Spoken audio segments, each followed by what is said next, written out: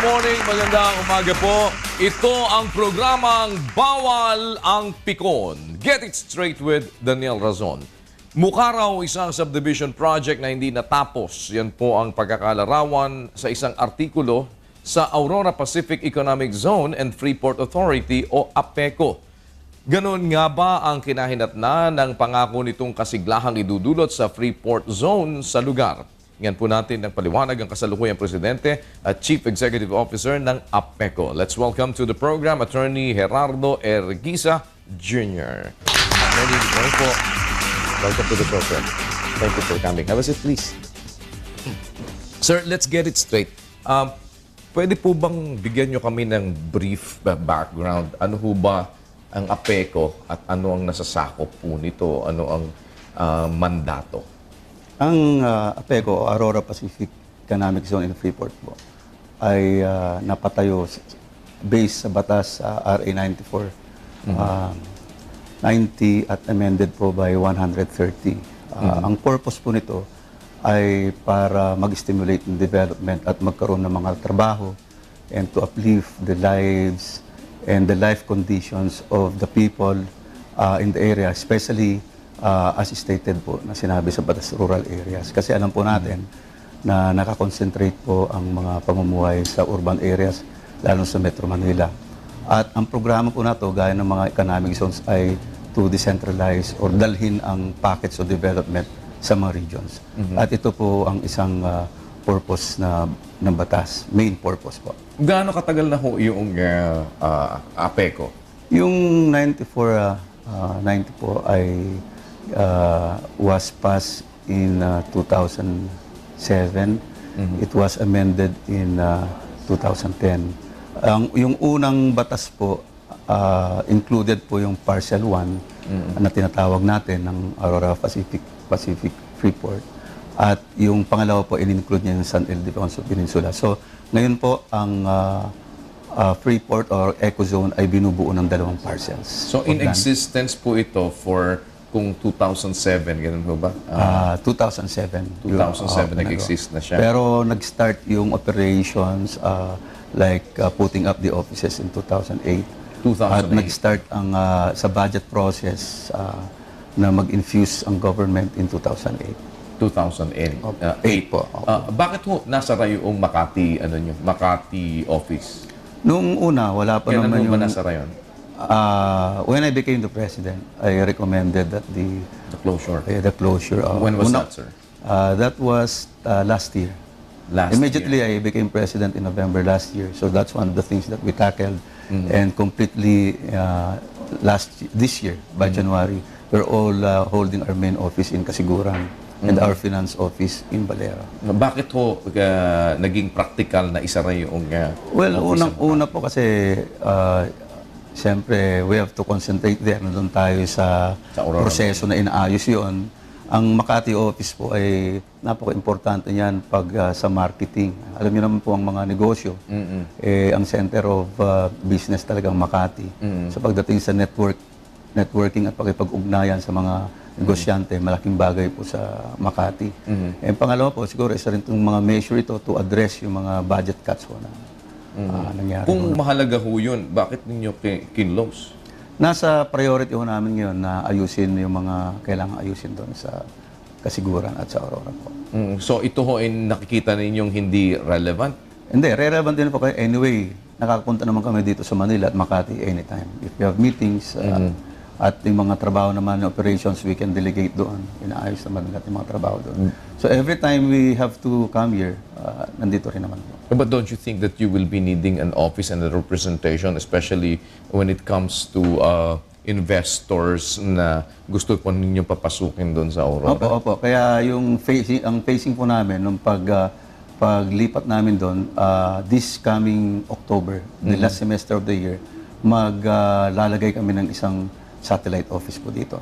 So nag-infuse po ang gobyerno ng budget dito sa APECO noong 2008, tama po ba yan? 2008 po. Opo. Magkano po yung unang budget na inallocate Ang ng gobyerno? unang inallocate nila dyan is 400 million for putting up the corporate campus, like the roads, the administration building, and other important structures po. And then it was cut to 300 million. No, 400, then 100, 100, 100. Then previously, 2 years ago, it was 200 plus, and last year 70. Bakit ho biglang nag-drop to 70? Well, last year there was a proposal to in the meantime remove the capital outlay aspect of the project. Ano ho ibig sabihin nun? Nagiging failure yung ano? Hindi Kasi pagka wini-withdrawhan na ng budget, parang hindi nagsisilbi ng tama, ganun ba? Hindi po naman. Kasi ang nangyari dyan, merong mga medyo naging opposition in the concept of ang eco zone ba o Freeport, tama bang ilagay dyan? Yan lang. Pero lumalabas po kasi na ang opposition nato ay nanggagaling sa baba, sa Aurora, at nakikita natin na ito ay hindi nagiging base sa konsepto na progreso na dinadala ng ecozone, kundi nakikita natin na ang oposisyon na nangyari sa lumalabas na itong pag ang project nato ay naging successful, it will be a big credit to those who had this idea started. So bottom line, nagiging politika na rin. Ang ano, kasi pag successful ito, ang number one na ano nito is jobs for the people. Pabutihan ang kabuhayan ng mga tao. Makapag-aral, medical benefits. Pag naging maganda yon, siyempre, magiging malaking dagok ito dun sa mga kumukontra. So na hindi nagiging, kumbaga, hindi nasa-serve ngayon yung purpose for the past 2008, 9, 10, 11, 12, 13, 14, 7 years ho na walang nangyari? Well, unahin po natin sa concept po ng pagpapatay ng sari store, for example, o ng apartment. Bago tumira yung mga tao sa apartment, kailangan mo doon ng power, kailangan mo ng tubig, kailangan mo daan papunta doon sa apartment. Walang pupunta doon na mga titira kung wala yun. Ang Aurora Pacific Freeport po, ang total project ko, yung investment plan is 9 billion. Okay. At ang na-infuse pa lang is about 5%. Gagawin mo pa rin yung power, gagawin mo pa rin yung tubig, sewerage treatment. Ang mga basic facilities, power lines, fiber optics, wala po yan. Ang gusto kong emphasize po, gaya ng Subic. No po. Ang Subic, nagsimula 1992. Nung nag-umpisa yan, more than 100 billion po ang infrastructure niya. May power, may highway, may tubig, kompleto na po. At ang Subic, nag-umpisa lamang po talagang kumita 2 years ago, 2012. Ibig sabihin, ang isang component ng isang ecozone in Freeport ay kailangan mo talaga infrastructure para pumasok. Ito nga, nag-umpisa lang talagang sumipa ang Subic after 20 years. So lahat ng negosyo, meron yung time talaga na mag-a-adjust lahat yung sitwasyon, pero yung basic infrastructure ang kailangan. So ang timetable ho ninyo para dito sa Aurora, ano? Gaano ho katagal? Kasi Well, nakaka 7 years na ho kayo. Kung kagaya ng isang negosyo nga, kung talagang you have to infuse totally yung infrastructure dyan, lagay mo lahat yung lahat ng daan, power, and mga water supply, sewerage treatment, and other basic facilities, roads, no?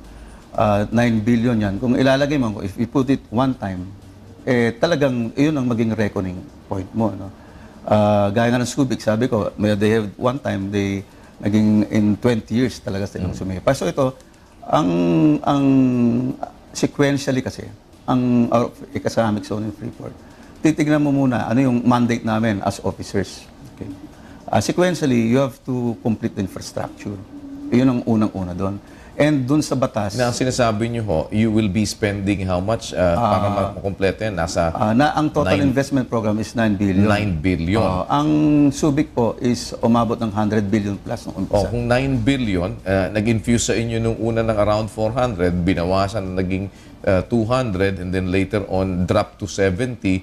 How long do you expect this 9 billion to be completed? Yung nasa investment program po namin is nasa 7 to 8 years. Kasi ito ang tinatawag sa budget rationalization 7 process. to 8 years. Nakakapitong taon na ho kayo, hindi ba? Hindi, ang nasa programa po namin kasi mga 20 and 2020, 2021 po. Kasi alam naman natin, merong ang government may prioritization din. No? Hindi nila pwedeng ilagay dyan minsanan. So we'll be able to really complete that by around that time. So 2020. Apo, By that more time. or less, pag tuloy-tuloy yung yearly infusion of the capital to complete the infrastructure, more or less 2020, mga 80-85%, okay na yan. At nandun na yung skeletal or main frame mo for the development and for the attraction of more investors. So wala ho ba kayong mga kasong hinaharap ngayon dito dun sa mga facilities ninyo dyan or mga lupa ninyo dyan? Wala naman po. Basically, ang kaso na hinaharap namin, may nag-file ng questioning the constitutionality of the law creating the Auro-Pacific Freeport Ecozone. Ito ay nakaharap ngayon sa Supreme Court po at inihintay namin ang desisyon.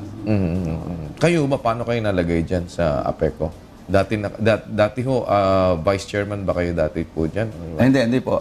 When the President was resigning, si Attorney Sarmiento, and at that time, ang priority naman nila was power. No? Kasi alam nyo, to really complete the infrastructure, unahin yung power sa mga technical aspects as well as the financial aspects. Nagkaroon po tayo ng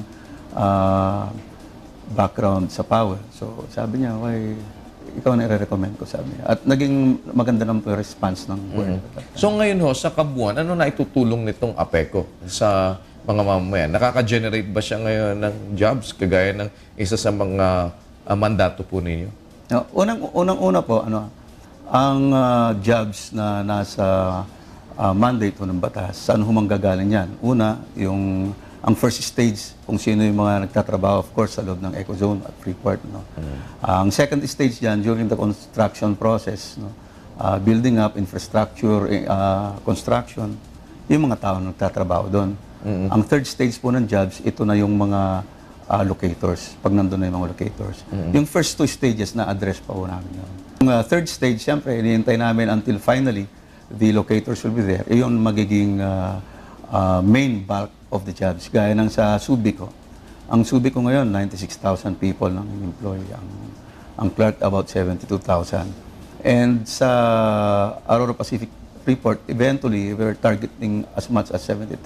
So ang target po na ma-generate ninyo yung job dito sa APECO, 70,000?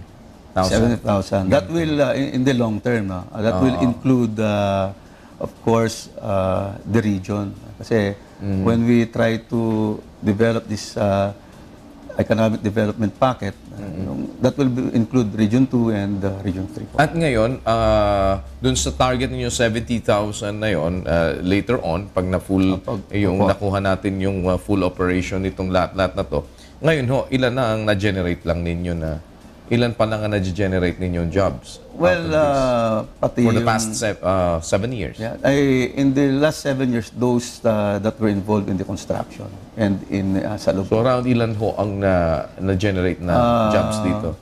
Itong right now, may ginagawang trabaho. So more or less, nasa 100 yung tao doon na involved ngayon. No? Previously, gumawa ng roads ho doon. So, malaking roads. Ang alam ko doon, halos umabot din ng halos 1,000 na rin na employ nila doon.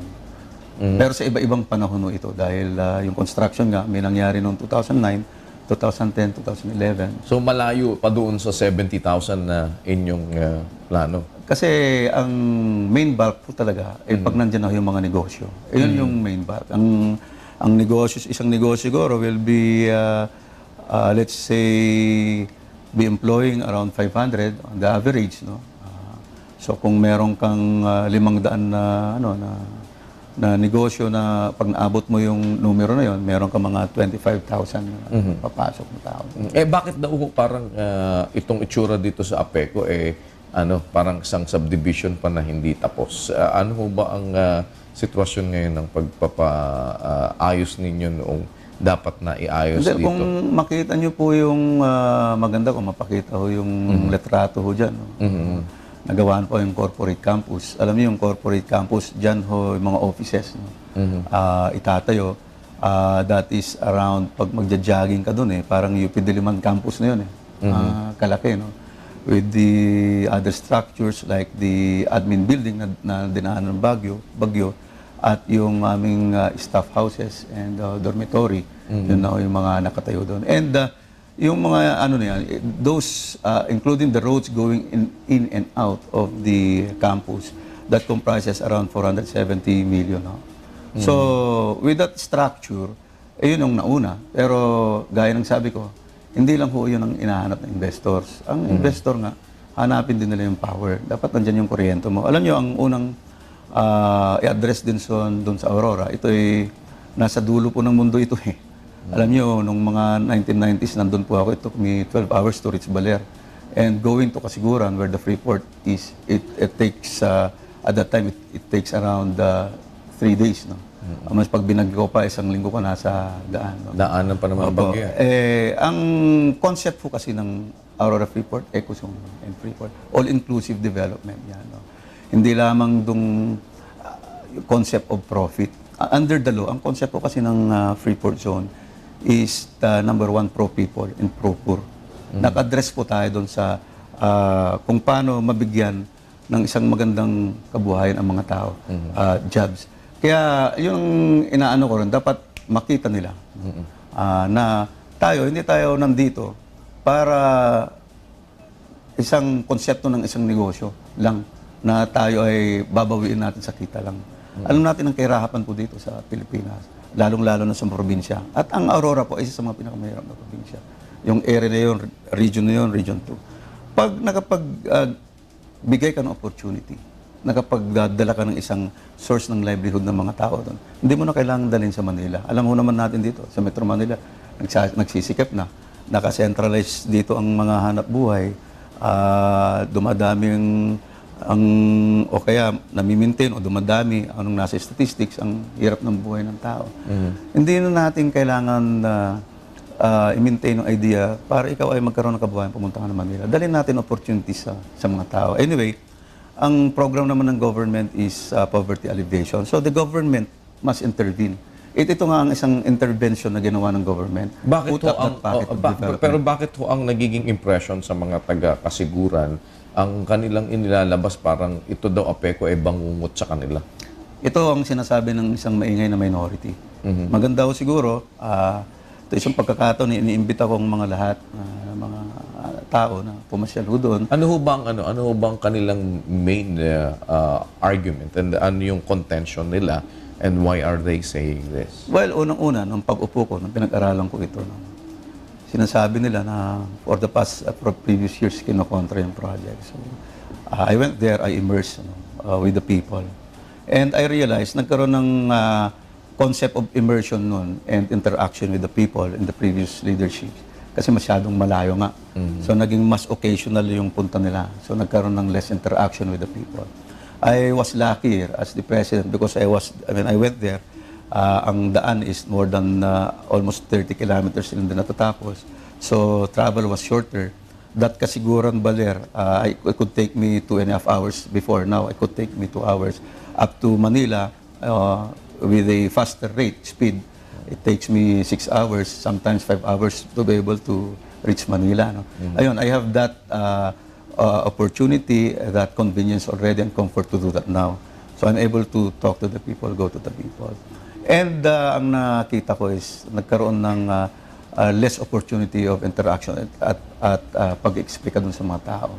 At na-i-explika naman ho ninyo ngayon? Opo. Unang for example, may 2 leader po ng mga katutubo na number 1 leaders po ng mga opposition na nagsalita sa Senado last hearing. Si Regina Ineria at si Vita, hindi nakapagsalita dahil si Regina lang. Vita Banayan. Ito yung mga main leaders nila. Anong nakausap ko sila, unang titanong ko, bakit kayo kasama dun sa kumukontra sa Aurora Pacific Ecozone? Kasi po, aagawan ng lupa ang mga tao, pati ang mga katutubo. Sino ang inagawan na lupa na tao? Wala po. Kayo sa mga katutubo, anong inagaw sa inyo? Wala po. Sinabi po nila na may laging.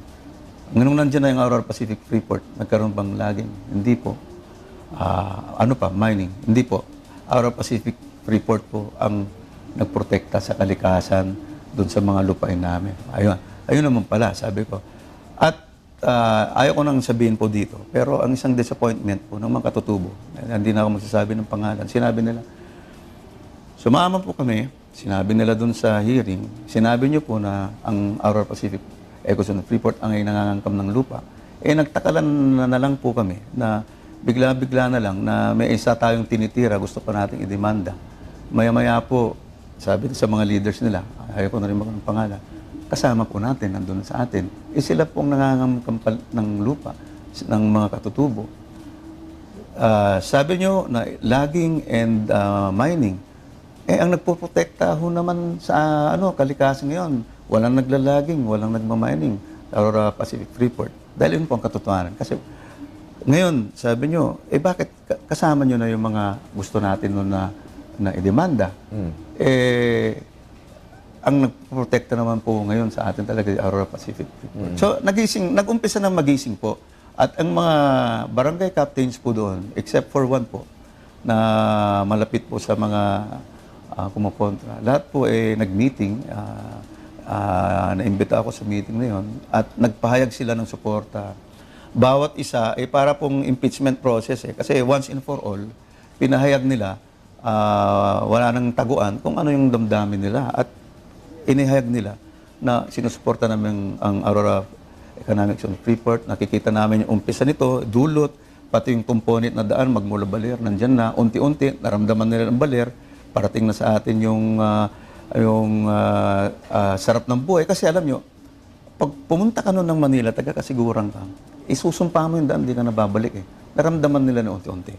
And going to these barangay captains, they not only make their individual support, they made a formal manifesto of support, including the people, sumulat po mga tao. Kaya yung sinasabi po na may mga kumukontra, I think it's a thing of the past already. Maganda nga ho dyan, kung So ngayon ho ba, wala nang kumukontra, ibig niyo sabihin? Nandyan yung sabi ko nga maingay na So meron pa rin? grupo. Nandun po. Lahat po naman nandyan ho yan Pero we're ready to face them. Unti-unti naman, nagkakaroon na kami talaga ng active effort of going around and explaining to the people. Ba't ang naibubuhos po ng pera ng gobyerno dito sa APECO project is wala pang 1 billion? Wala pa po. Ang nagagas. Wala pa, no? Wala pa yung including... Out of the 9 billion na expected na mailagay dyan, wala pang 1 billion ang nailalagay. Nasa 470 po yung infrastructure. No? Mga more or less 1 billion, eksakto yun Yung 470 nasa infrastructure, yung about almost 190 napunta ho yan sa land acquisition. Okay, so binili yung mga lupa kailangan kasi sabi nga we respect the rights of landowners. So binayaran ho naman sa tamang proseso rin. At umuo naman sila, wala naman pinatalsik doon.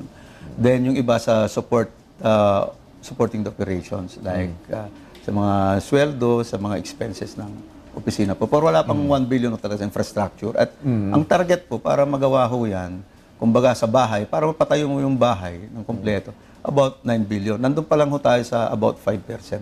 Kaya hindi ho tama na sasabihin nila, ba't walang gumagalaw? We are operating, but to be 100% operating on the basis of the infrastructure, wala pa yun, dahil wala pa yung infrastructure. Okay. Doon ho sa hinahanap daw na 23.8 million pesos na unliquidated cash advances ng COA, na ipaliwanag na ho ba niyo? Before you answer that, sir, we'll pause for a break.